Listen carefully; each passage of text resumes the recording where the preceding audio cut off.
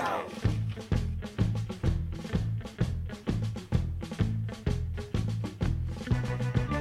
Joe. Joe on Joe is the only podcast where Joe talks about Joe. And now, your host, Joe Slepsky. Hey, and hello, and welcome back to Joe on Joe Illustrated. This is the Patron Exclusive Podcast, where we go over every issue of G.I. Joe, A Real American Hero, the comic book, in sequential order, page by page, panel by panel, and break it down for you. Now, again, typically this is our version of the Joe and Joe podcast that is only available on our Patreon page. So if you want to go to patreon.com/Joe on Joe pod, you can see how you can support the show. And when you do, you'll get access to every episode that we've done of Joe on Joe Illustrated. So 44 previous episodes, all available right now for you on our Patreon page. And as long as you're on the web, check me out at Joe on Joe Pod on Twitter and Facebook and Instagram. Say hi. See if hey, I like what you do. Hey, I hate what you do. Hey, you got this wrong. Hey, you got this right. Hey, I never thought of it that way. Hey, I've been thinking of it that way since 1987. You suck. All those opinions are welcome, ladies and gentlemen. But I love it. I love doing this. I love talking to you guys about G.I. Joe, and we're going to get into it. So today is issue number 45. And for those of you who know, this is a massively important issue. This is a big time. This is the issue where a lot of the pieces fall into place. We're not going to jump the gun and get spoilers on it yet, but we certainly find out some very interesting information about our favorite family of ninjas. It's got that great Mike Zeck cover with a Punisher-esque looking Ripcord, Zartan right over his shoulder with a bow aimed squarely at his head. But before we dig into what is in the issue, we're going to check out... You were saying? For DC Comics, and take a look at all the comic books that were on the shelves the month that this issue came out. Now, this issue came out in March of 1986. And the first most important book that jumps to mind is Crisis on Infinite Earths number 12. This is it, ladies and gentlemen. This is the culmination of a year's worth of interdimensional, interplanetary, cross-time travel adventures to fight and stop the Anti-Monitor. This is the single biggest crossover I think that DC has ever done. It is so important to the history of DC Comics. It literally changed their publishing. That's how big of a crossover it is. So if you think about it in a meta way, on a crossover level, Marvel superheroes, Secret Wars, they all go to a planet, they meet, they fight. Some people change. Spider-Man changes his black costume, this and that, the other. They all come back. Some books spin out of it. That's fine and fun. Crisis literally rewrote 50 years of history with one sweeping brush. It said, all 50 years, bye-bye. Some of it'll matter. Some of it'll come back into play, but it's going to go away now. And we're going to start new. And we're going to start fresh with everybody. You could say 52 also did the same thing, but that's like saying the Xerox is as good as the original. Crisis is amazing, and it meta changed the way DC does business forever. They all of a sudden, all these crossovers were rewriting their history and rebooting, and they were rebooting every 10 years. Prior to Crisis, they didn't reboot every 10 years. They kind of softly told new stories that took place on Earth 1 or Earth 2, but this was like, no, this is our flag in the ground. That's what Crisis was. So Crisis 12 is the end of the old universe, really. And everything changes after that. Now, if you know the history of DC and know like the publishing history, which, is the kind of stuff we're doing, they didn't do what they did 25 years later with the new 52, where they said literally next week is all brand new issues. DC kind of did it as a softish, like slow rollout relaunch, where Superman, Man of Steel starts and then Batman eventually kind of reboots and Wonder Woman kind of reboots. Or definitely reboots, but it's all a kind of we're going to get there when we get there. It wasn't as organized as crossovers are today.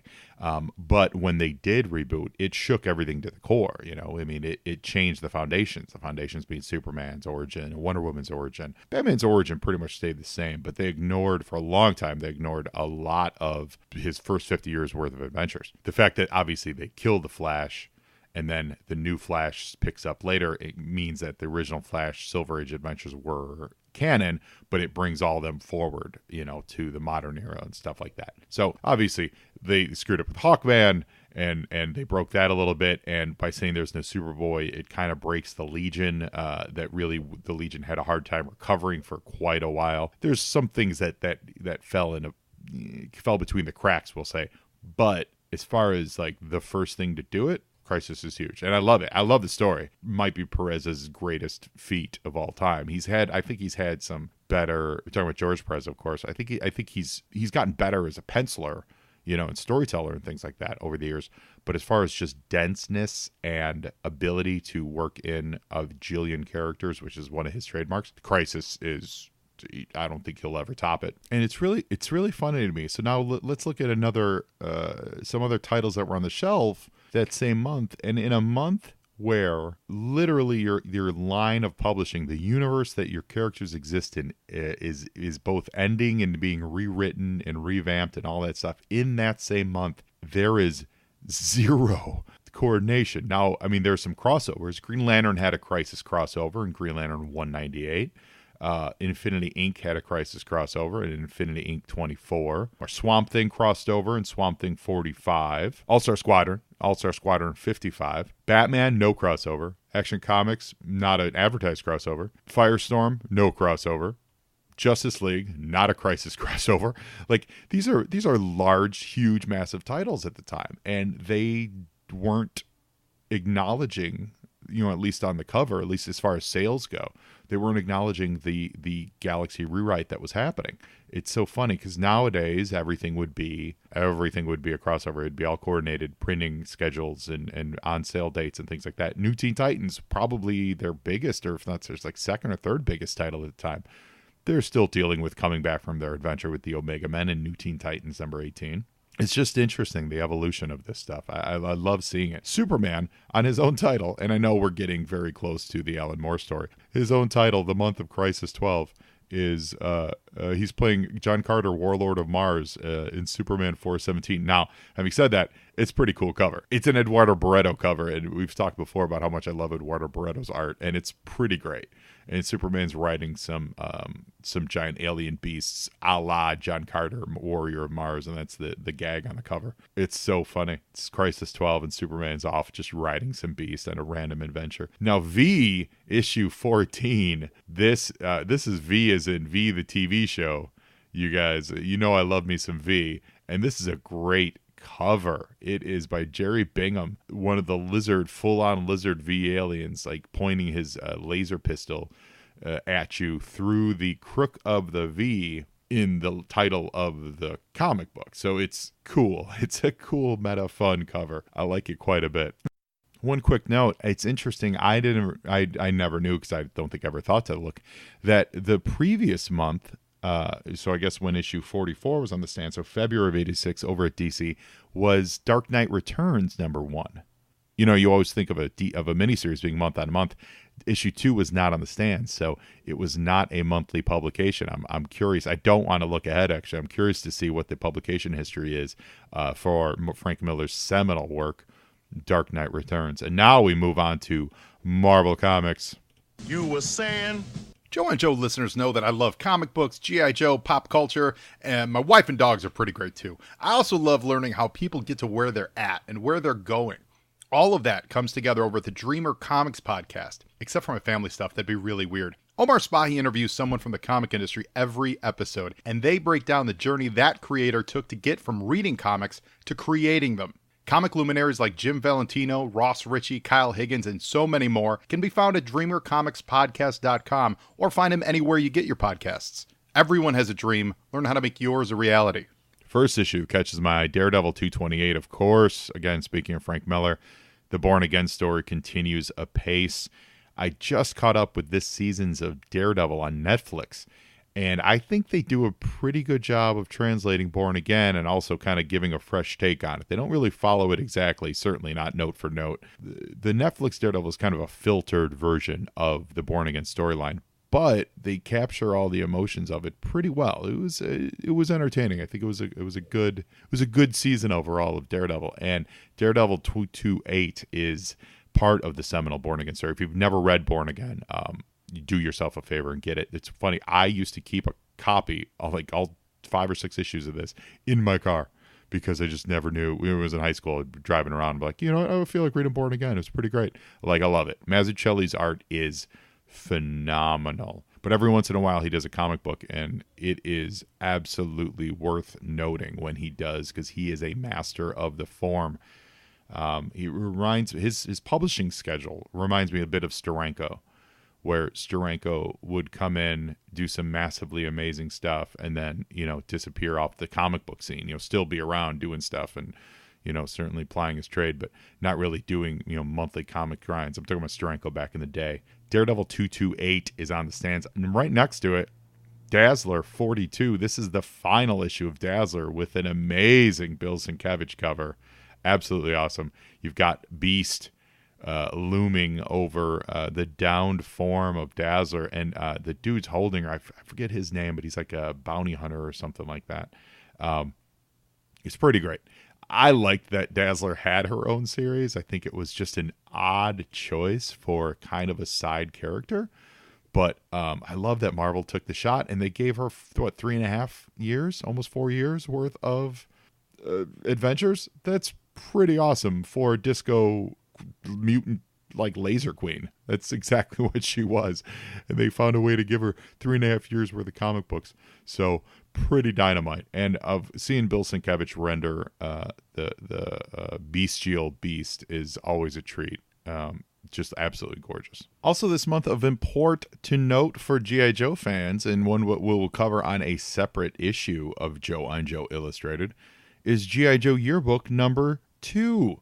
So the same month that G.I. Joe 45 came out, the second annual came out. It's got that fantastic Michael Golden cover with Snake Eyes and Ripcord, Lady J, Roadblock, Torpedo, and of course Timber.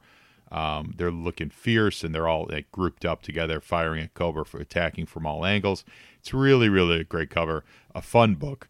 And we'll talk about that on a future episode of Joe on Joe Illustrated. And finally, this month from Marvel Comics, Wonder Man Special number 1 hit the stands. I am a big Simon Williams fan in a real way. I love the character. I believe I've got almost every appearance of him, going back to his first one and his resurrection. He first appeared in Avengers number 9. In the green and red suit, where he then, dies at the end of the issue. And then he's resurrected, what was it, like issue 150 or something like that, which is a good chunk of change later. But his brain engrams were used to make the Vision, etc. and so on. So this is a special one-shot issue. I don't know the publishing history of this. Like, I don't know if this was meant as a fill-in for some other book. It's always struck me as weird that this just came out of nowhere, was published, and that was it. Maybe it was like a tryout for his own series or something like that. But it's fun. It's a fun book. Years later, he would finally get his own series where it was a more lighthearted, and he was in Hollywood having his own adventures. And I really enjoyed that series too. I think it's a lot of fun. But this is a really overlooked one shot from Marvel. I think because it's just Wonder Man and not, it's not tied into any other miniseries. It's only one issue. I think a lot of people overlook this. So whenever I see this come through the Golden Apple Comics, like come through on an old back issue buy, I always make sure to set this aside so people can notice it.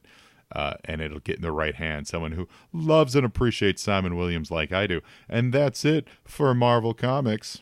You were saying? Now we're going to look at the movie theater and see what was in the theater. So this is, again, March 1986. And we start out with the most important movie of the month. It's a movie about mythical, long-lived creatures who kill each other in order to gain power. And there can only be one. Of course, I'm talking about Care Bear movies 2, A New Generation. The second generation of Care Bears show up to murder the first generation of Care Bears in order to gain their Care Bear power. That's not true at all, although Care Bears movie 2 did arrive on March 7th, 1985. No, I'm really talking about the other movie that showed up on March 7th for real. Highlander. Come on, people. Highlander's awesome. It's fantastic. Christopher Lambert, Sean Connery, Clancy Brown. You guys know the story. Scottish Highlanders, they're immortal. They fight each other around the world. Queen did the soundtrack and just destroyed it. I mean, there's so much to love in Highlander. There's there are TV spin-offs, sequels, reboots, reimaginings. There's whole myths and lores. I know there's podcasts dedicated to it. Like, Highlander's pretty great. And it hit on March 7th, 1986. On March 14th, 3 really, really kind of interesting films, really kind of cool movies. I hate the word interesting, so I'll say really kind of cool movies hit. First one is Crossroads. It's directed by Walter Hill, whom I love. It's got Ralph Macchio and Joe Seneca and Jamie Gertz and Joe Morton. And it is about a kid learning guitar from... inspired by Robert Johnson, about meeting at the crossroads and the devil and learning like playing guitar against the devil and all that stuff. I can't remember the last time I've seen this. I remember it was on cable a ton when I was a kid. This is the kind of movie where it's like where I look and I see that Walter Hill directed it, and it makes me want to revisit it, because I remember as a kid, I mean, it wasn't geared towards me as a kid, so I think it would have been over my head, but I really want to go back and take a look at a movie like Crossroads. The next movie is a movie I saw a ton when I was a kid. I loved it. Directed by Ron Howard, starring Michael Keaton. It is the movie Gung Ho. It's about the Japanese automakers coming over to the U.S. and taking over the auto plant, and Michael Keaton having to learn to accept them, and them having to learn to accept Michael Keaton, and all the differences therein, and so on and so forth. George Wendt, Getty Watanabe, John Turturro, Mimi Rogers. Gung Ho was great. The other one is Hannah and Her Sisters, a Woody Allen movie. Not a massive Woody Allen fan. I think there's some questionable choices the man's made in his life, but this movie was massively huge. Of course, Carrie Fisher, Barbara Hershey, Mia Farrow, Michael Caine. This was a really huge movie. This was really popular. Diane Weiss, Max von Sydow. So all those 3 came out March 14th, same month as G.I. Joe 45. If you thought Care Bears 2 was enough, can I also say in the month of 1986... you also, as a kid, were also faced with, do I see Care Bears 2? Or on March 21st, do I go see GoBot's Battle of the Rock Lords? I think you do. I think you see both. GoBots is interesting because this month we just had a new GoBot series from IDW hit the stands. Another Tom Scioli adventure. If you guys read G.I. Joe versus Transformers, or I think it was Transformers versus G.I. Joe, by Tom Scioli, you know his work is amazing, and he just put out a GoBots comic book just this last week, and it was fantastic. Also on March 21st, Police Academy 3 back in training. Oh, Police Academy movies. I mean, will you ever stop being relevant? And another movie on March 21st is the movie Rad. Now, what's cool about this movie, it is directed by one of my favorite directors of all time, because he is he just did some seminal work. Hal Needham, director of Smokey and the Bandit, Cannonball Run. Now, we know Hal Needham. He was a stuntman turned director. His first directing adventure, literally, was Smokey and the Bandit, guys. I mean, I love Smokey and the Bandit. It's one of my favorites. I've talked before on the show about how much I love Burt Reynolds.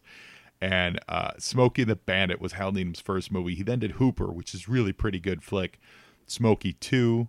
He did the Cannonball Run. He directed Megaforce, Stroker Ace, Cannonball Run 2. And then here we are in 1986 with Rad. I've never seen Rad, so I have no idea if it's great or if it's got that, Hal Needham influence on it. But then he went on and he directed a bunch of, he did some Beale Stryker stuff with Burt. He did some Bandit, like the Smoking Bandit TV movies that they tried to do in the mid-90s, like Bandit Goes Country, Bandit. That's literally the name of the movie. Bandit, Beauty and the Bandit, Bandit, Silver Angel. And his last directorial piece was called something called Hard Time Hostage Hotel. It was a TV movie, and he passed in 2013. But I love Hal Needham, and so I makes me want to see Rad. Let's put it that way. Hey, listeners, if you're anything like me, all apologies to your family. I'm just kidding. It's likely that they made you this way. No, I'm talking about that I'm always looking for more G.I. Joe content, and I think I've found it. Stop what you're doing. Okay, don't stop listening to this podcast. Can't you multitask? And go to Facebook/Special Mission Force. Brian Wilkins is curating all kinds of wonderful, nostalgic G.I. Joe content, including new pics from his fantastic Instagram page at Special Mission Force. On his Instagram, he's taking photos of Joes out in the wild, in the real world, doing stuff. For me, the two things that stand out the most are his variety of characters that he takes pictures of, and like the depth of field in these pictures. It's just a wonderful job of directing focus for you. I think you really will enjoy his work. So like him on Facebook, follow him on Instagram and Twitter, and get ready for his website, specialmissionforce.com. He's a name to watch in the G.I. Joe game, so get on board now. Now back to the show. And it's a packed March, guys, because there's 2 more movies we need to talk about. On March 26th, The Money Pit with Tom Hanks and Shelley Long, about a couple who buys a house that just continually breaks underneath them. Very fun movie. And on March 28th, the movie Lucas. Corey Haim, Charlie Sheen, Cary Green, about the young boy who was, like kind of a nerd and an outcast, and little comedy drama coming of age thing. It's a charming movie. Although in recent years, some terrible stories have come out about the way life was on the set for a lot of the people. So we're going to just touch on that and leave it at that. You can Google that if you want. It wasn't a very fun time for a young Corey Haim, apparently. And it was, but it's a seminal movie. It's one of those like teen movies that gets kids talking and, talking about whatever the water cooler would be for kids. So Lucas was on March 28th, and that's it for... You were saying? Now let's dig into G.I. Joe number 45. Let's look at this great cover. Premature panic is the sign of an immature mind. Thank you, Destro. Again, Mike Zeck, John Beatty. Zartan has his arrow knocked at the head of Ripcord, of course. Ripcord very much looks like the Mike Zeck Punisher model that Zeck would use a lot on his Punisher covers. It looks like Zartan's about to put a bullet in the head of the Punisher, which is kind of cool. Love the perspective on the gun. I think the gun looks amazing. It really looks like it wants to pop off this cover. Like it just wants to break the fourth wall and enter the real world on it. I like it. I like the little kind of half camo effect on Zartan to show that he's blending in with the foliage and all that stuff. It's good. It's a good looking cover. I think it does everything you need it to do. I love Ripcord's eyes. Just the clean white around them. I think that makes the picture pop. And let's see, just like the zip and shading effects that they used on last month's cover for the Silver Mirage. I think the subtle color work and ink work on the gun that Ripcord's carrying works really, really well. I think that it's just a very detailed piece. It's got a lot of edges to it and a lot of surfaces that each one is treated, with respect, so to speak. So that gun really pops and really sells itself as its own thing. It does not just like blend into the background. In a real way. It's take a close look at that cover, guys, and you'll see. So it's like your eyes go to his eyes, Ripcord's, the gun, and then Zartan and the arrow, and it's like this is movement across the page. I think it works really, really well. Yo, Joe! So here we are, In Search of Candy. Written, script by Larry Hama, Rod Wiggum, pencils, Andy Mashinsky, inks, Joe Rosen, lettering, George Russo's colors, Denny O'Neil editing, and Jim Shooter editing in chief. I gotta say, why was this book not called I Want Candy? I feel like that's a missed pun. I love puns. And we open on a huge splash page where we have an overhead sight of a Sky Striker, which has an overhead sight of Cobra Island, and I love this choice. It looks so great because it's essentially given us that map view that the Sky Striker was sending to the pit of what they were seeing on Cobra Island. Meanwhile, also telling us exactly where the guys are that are taking the pictures. It's great. It's a great choice. It's a great choice for setting the stage. I love it. It does give us enough of a map referential treatment of what Cobra Island looks like, of what kind of the dimensions of it are, about how much room they have. We see they have an airstrip, so we know it's got to kind of be that wide. We've already met the tanker in previous issues, so we know like kind of the layout of the tanker. We see that they're building docks over there in the north. I don't know if that's north, but on the page it'd be like the northwest side of it. On the east side of the island, we see the little circular man-made structure that they reference a few times in this, but we don't exactly know what it is yet. We know it's a terrordrome, but we see that it's being built there. And then on the south end of the island is the airstrip, where there's a couple taxiways there. And then in the kind of north center of the island is the tanker that was where Cobra was housed when they started this whole thing.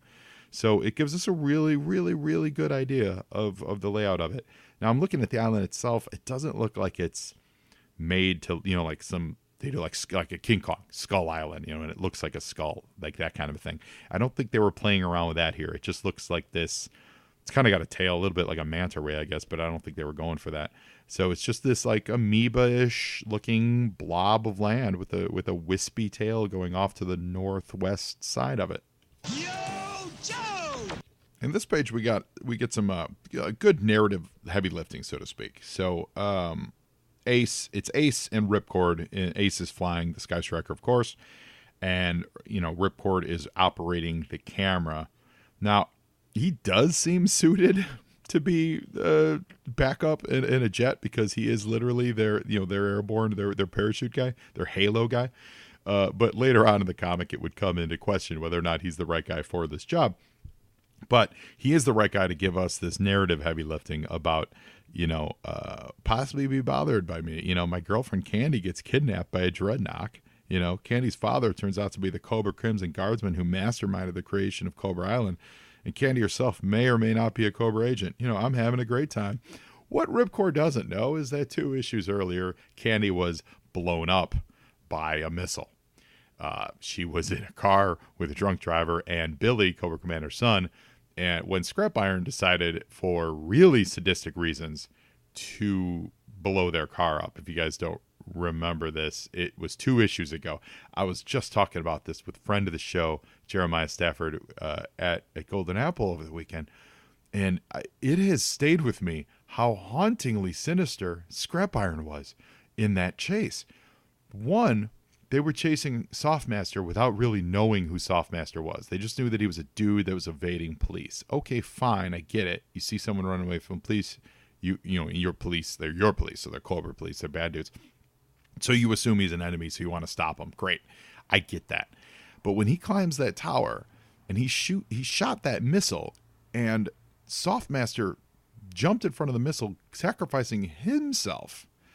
Candy and Billy and this drunk driver guy, they were still alive. They were just in this crash. They were not fine, but fine. And really, it's so sinister. This Scrap Iron's like, I don't know who those people are.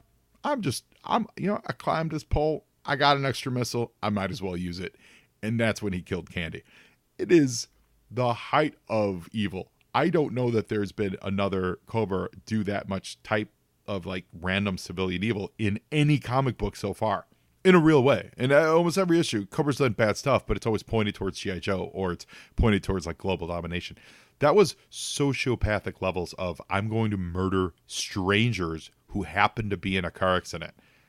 I'm still reeling over it. Still reeling. So here we go. In the middle of this page, we get our first glimpse at what we know is the Cobra Terrordrome.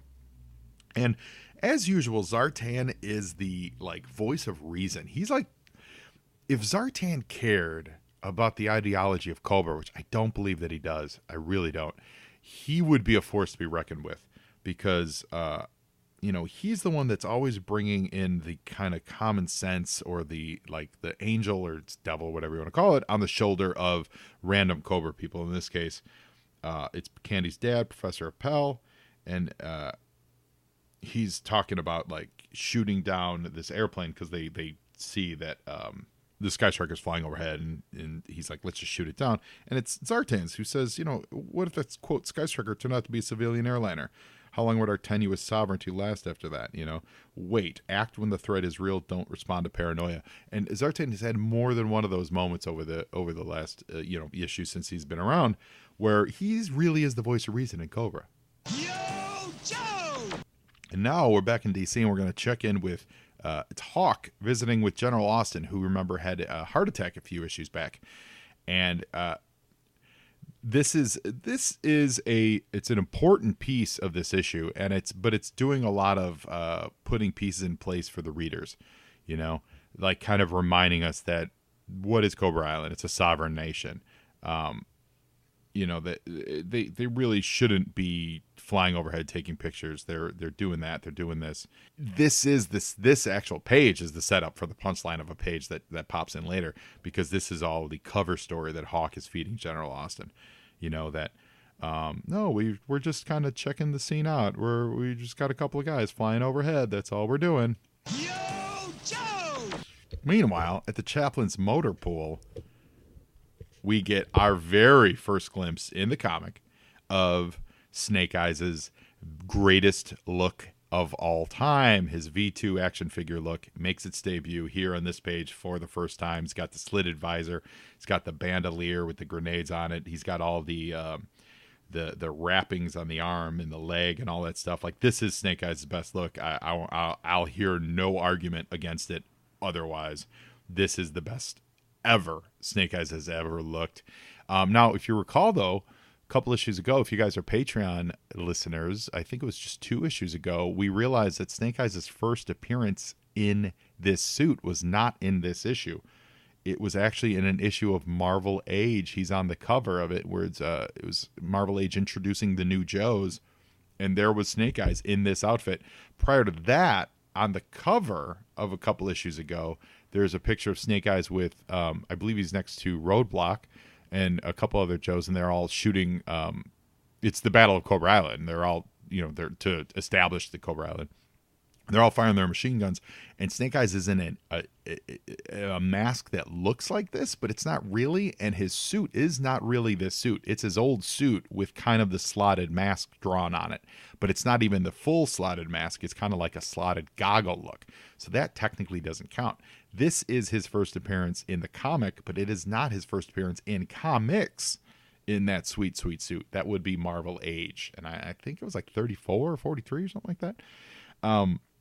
So go back, check that out, and I love it. I love Snake Eyes' look, and this is where we also get introduced for the first time to Alpine and Quick Kick, 2 favorites from the cartoon. Last issue of JoJo Illustrated, we talked about Bazooka's first appearance, and here we go with Alpine and Quick Kick. Now, they're not meeting Quick Kick shirtless in the snow after having been abandoned by heartless commercial producers, as they did in the comic, but he is just a actual soldier that came up through the ranks, which I appreciate so much.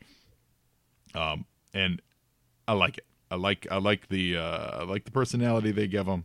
I love Alpine. I love Quick Kick. And we see that there was a message intercepted from one of the chaplain's assistants. Says that we received a telegram from some county sheriff out in the boonies, who he picked up on a transmission to pass along. And it starts with 3 U's in Morse code and reads, "The killer of the Hard Master is," and Snake Eyes runs over, rips it out of the dude's hand without saying a word, goes into just a conniption fit and runs out the door. So now we know what that is, killer of the Hard Master. We know the import there. But the other Joes, they don't really understand that yet. Yo, Joe! Back over Cobra Island, Sky Striker's still doing rounds, taking pictures. He's gonna Ace is gonna do another pass, and this is a great move. Ripcord, who's now got his full face gear on, his full actual toy face mask on and everything. He kind of taps Ace on the shoulder, says, "Hey man, cabin pressure's dropping. Check your personal air supply." And he just wanted to make sure that Ace had air, because whoomp, he ejects over Cobra Island and parachutes onto the beach. Yo, Joe! this is what I love about comic books and storytelling. I mean, movies do this a lot too, but with comics, we talked before about it's you're playing with time, and you're stretching time, and it's the time between panels that you're playing with, and you can jump and you can make it last as long as you need it to last, and you can truncate it as much as you need. So in the previous panel, it's Ripcord literally jumping on the beach, and now we just cut straight to, you heard him, General Austin. Ripcord is parachuted onto Cobra Island. So like already the word has gotten up to General Austin in the hospital, and Hawk is filling him in, and this is, again, a lot of narrative heavy lifting here. And frankly, there's a lot of leaps here. It's comics. So I love it. It is what it is. But basically, Hawk says, his girlfriend Candy is missing, supposedly in the hands of Cobra. Ripcord knew that Candy's father is on the island, and he's probably counting on him knowing the whereabouts of his daughters. And that's why Hawk put him on the plane, because Hawk thought that he would jump out over Cobra Island, I guess because he's the parachutist. And so he would just eject. And then Hawk is using Ripcord not to actually do the recon. He is totally manipulating Ripcord, which General Austin says here, I'm impressed, Hawk, you're almost as nasty as I am. He's manipulating Ripcord to give him an excuse to send in an actual infiltration team to rescue one of their own. This is both sinister on Hawk's end. It's also taking a lot of leaps of assuming that characters would behave in ways that would get them court-martialed. In this case, Ripcord. It should get him a court-martial for doing what he did. There's a lot of leaps here, but I love it, and it works. And it shows that, like, Hawk is savage AF, and also that he knows all of his soldiers. He knows them well enough to kind of use them like chess pawns, whether or not you agree that him using them is a good thing. He knows enough to actually be able to do it, and that's really important. Yo, Joe! Now, Larry did the foreshadowing that showing us that with Zartan and Professor Appel that they were monitoring that plane closely, and that's important because now we see that they're monitoring it close enough to see that it corrected a wobble, like a massive wobble, as if it ejected something, and that's key. If we didn't see earlier that they were really watching them closely, then they never would notice that it wobbled, and therefore Zartan would never go out to seek what it was. So really smart storytelling by Larry Hama, really masterfully illustrated here by Rodrigo in the bottom three panels. He does that, and we never really came up with a name for this, but it's that comic book move where you split one picture into multiple panels, in this case 3, and it is a picture of one of the peninsulas of Cobra Island, and the island doesn't move. Even the water is kind of drawn the same, but the character moves through the panels, landing. In this case, Ripcord falls, he ejects his parachute, and then he glides in. But the island itself is static, so it gives action to the scene while it's action and time passing. In this case, not a lot of time because he's falling literally, but it's action and time passing all in one page. It's really cool. I love when they do that, and here it is in play. Yo, Joe! Now we check back in on Snake Eyes, and he has gone to Storm Shadow's hideout, which was in the water tank over in New York, and Storm Shadow's chilling, doing his meditation. And it's important. This second panel is really key because the second panel, even though, we know Snake Eyes, blah, blah, blah, but that rule of every comic book is someone's first comic book. We have to establish that Storm Shadow is chilling, meditating, and he's meditating underneath the Arishikage clan symbol, which everyone knows is the 2- straight line, 2- straight line, 2- straight line symbol. But that's really important because that's turns out to be the same symbol that was sent via Morse code. And we get that at the bottom of the page in a word balloon. It's funny to see it written out like that in a word balloon. You don't see that very often. And that visually is just a nice reminder. Yes, he explains it. It's our group's hexagram, but by putting it in that first panel, it makes it resonate all the more, and it's much easier in the language of comics for people to get. And we see that they're both like on the same page of it names the Hardmaster killer. Whoa, boy. Yo, Joe! Nice quiet page, and a lot of the stuff for the rest of the book is actually kind of a silent issue, as we see Ripcord landing, going through the paces of burying his parachute, and like stalking up the hill in a determined fashion. And this is the kind of, I think this is the kind of like military detail that Larry put into G.I. Joe that resonated with a lot of us readers, because it was the little things that we remembered. So in this case, yeah, he lands his parachute. One, they show him like the act of him corralling his chute in the first panel, and then he's burying the chute. We don't need to see any of that. We saw this a couple issues ago too, when a while ago, I think it was like 12 issues ago, when they first met Ripcord, and they had to land and they had to bury their parachutes and stuff so that they wouldn't be found. That Larry took the time to do these things in the comic book, I think, added to the realism of it and helped our young minds kind of attach to it. I really, really do. Yo, Joe! Here's my question. Has anyone ever done I don't think they've ever done a legitimate Professor Appel Crimson Guard toy, but I'm sure people have done customs of like an old gray-haired dude in a with a pot belly in a Crimson Guard uniform. If so, I'd love to see it. Shoot me a note on Instagram at JoeandJoePod with your, or on Twitter or whatever, with your if you guys know if anyone's done a Professor Appel custom figure or cosplay even. Hey, listen, we all get older.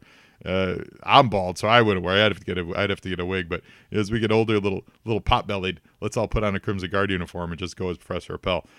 But this page is great because Zartan just quietly, Zartan doesn't say a word until some guard asks him at the very last panel, of course. Zartan doesn't clear it with Cobra Commander. He just straight goes, I got to go check this out. He grabs something out of the locker, right? Something out of the locker. We don't know what it is. And this panel in the lower left is really, really important because it again establishes character for Cobra Commander, that he's lying about to Appel about his daughter. I guess we technically don't know for sure that he's lying, but I think we know that he's lying. And he's done that before, where he just straight up lies to people and manipulates them, like specifically with Destro and the Baroness. Remember when he sent her away for the to recover, right? Remember, Destro thought the Baroness was dead, and Cobra Commander was lying to him about it the whole time. So he's done this move before. So I believe in this panel when he says, by the way, there's been no further news of your daughter. I don't think that's true. I think he knows that she died in this giant explosive car wreck, But this middle panel of Zartan kind of climbing over the crest of the Terrordrome, illuminated by the lights of it, that's a great shot. Like, that is an absolute gorgeous shot of Zartan. Yo, Joe! So back with the ninjas. They're shooting away on Cobra Claws and Storm Shadow, as he does when the two are together. Since Snake Eyes can't talk, he's kind of filling in the reader. He says, of course, he must have been the assassin. And he goes over all the pieces of the puzzle that we as readers have been collecting since issue 26 and 27. The man who killed the Hardmaster, first he had to steal one of his arrows. Think of that, entering a ninja compound and stealing a weapon. Then he shot the arrow with enough force and accuracy to slay a master. And then he also connected highly enough with Cobra to get away on a Cobra helicopter. The answers were right in front of us the whole time, but now we know for sure. And we see Snake Eyes and Storm Shadow flying to a Arbco Brothers moving and storage warehouse. This is where they're going to grab a Rattler to fly down to Cobra Island. But this page is really, really key because this is filling us in and refreshing our minds with, these are all the pieces of the puzzle. It's almost like this third panel here, Storm Shadow staring right at the reader. For real, this is for a very real way. This is Storm Shadow saying, do you know who killed Hardmaster? Because if you don't guess in the next page or two, we're going to tell you. I really, really like that Wiggum chose to give Storm Shadow this, like, look you right in the eye face. Yo, Joe! And so now we see Savage Ripcord just knocking fools out, asking about Appel. He's got a knife to the guy's throat. this is just a random Cobra soldier. He's asking about where he could find Professor Appel. And this is where we see Zartan. Now, I gotta say, I don't like the second bubble in Zartan's first panel here. So it's the fourth panel on the page. Zartan's looking through a viewfinder. It's actually his scope that would be on the arrow, the bow that he's using. I don't like that they give the game up here because it's hinted at, and certainly if you think about all the characters literally in play in this, it can only be one guy. It's not like there's 3 or 4 other possible suspects for the killer of the Hardmaster running around this issue. But when he has Zartan say, I had thought it was going to be a ninja or two with a private debt to settle with me, that gives up the game. I wish, that gives the game up. That tell me goes like, oh, he's just admitting it. Like instead of getting a accusation reveal or, you did it or he did it, it's more of like a, oh no, he's, okay, he did it. It seems to deflate it a little bit. But we see here, and we also see that Zartan's using the bow. And so obviously on the previous page, ta-da, who could use like literally talking about using a bow, who has that skill, and then you get him using it on this page. So ta-da. And he says, now I see if I'm still as good at this thing as I used to be. This is more than foreshadowing. This is just giving up the game. And I don't know why it doesn't land with me. I love a good reveal, and this seems to just tip it way, way, way too much. Yo, Joe! So we see Storm Shadow and Snake Eyes stealing it's actually the Baroness's personal Rattler attack jet, and they use that to fly to Cobra Island. And at the same time, the team, Flint and Alpine, Quick Kick, and Spirit Iron Knife, they're on a C-130 with Wild Bill flying it. And they're the rescue team that's going to go down there and get Ripcord out. Now, Snake Eyes was supposed to be there, but he took off on his own mission, of course. Strangely enough, also heading to Cobra Island. Again, it needed to be pointed out earlier, they refer to Spirit as Spirit Iron Knife. And why is that?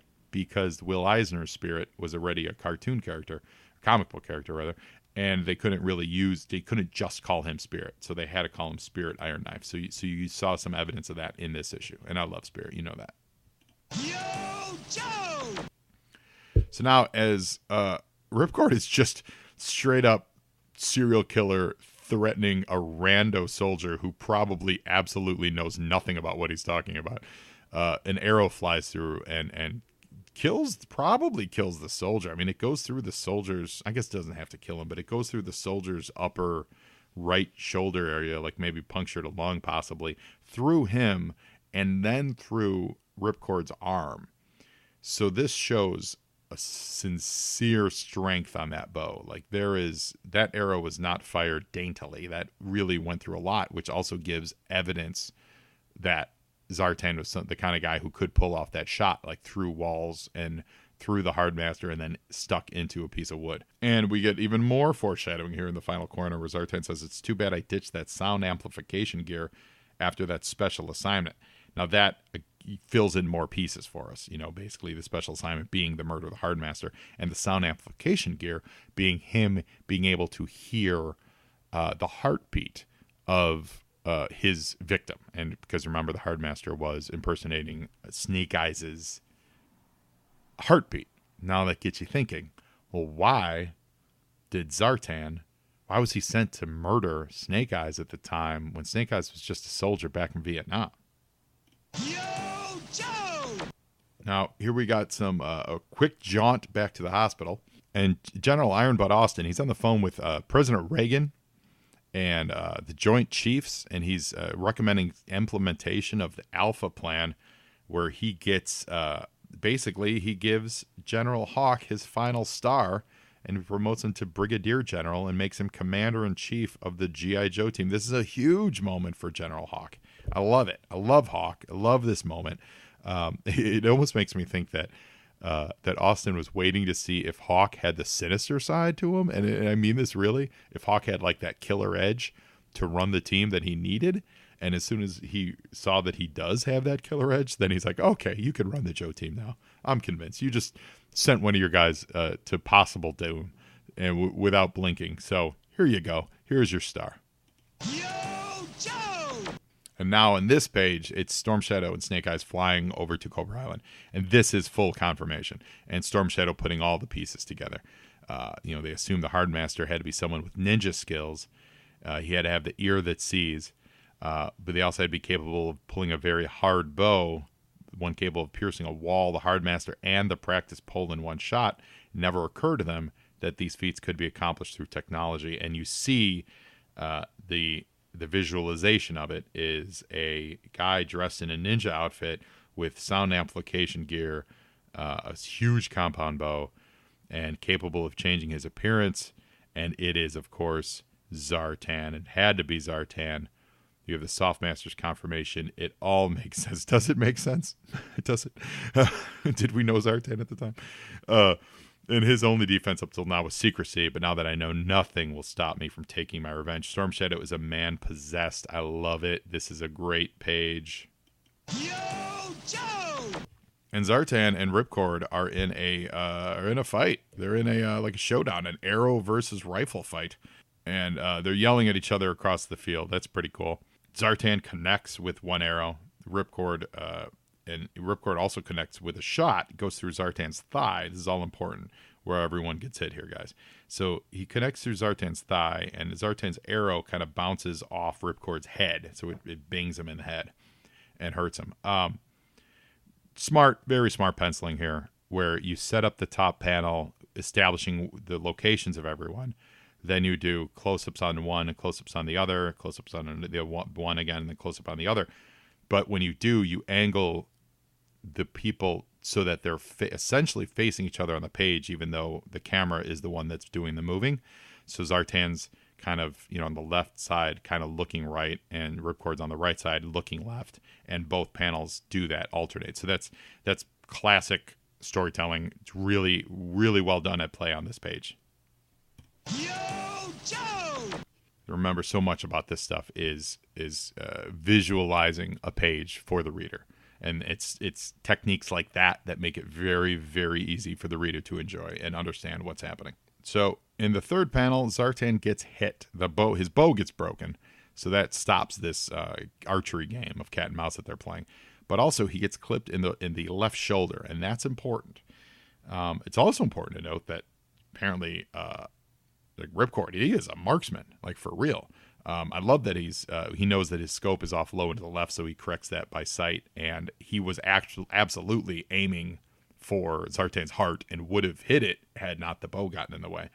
And so I like this in these final panels. Zartan goes chameleon, so to speak, and gets undercover. Yo, Joe! And in his wounded frustration, Ripcord just lets loose just a whole bunch of rounds towards where he is. The guy can blend into the background like a chameleon. He's got to outthink him. And we see in the mud, we see Zartan's footprints.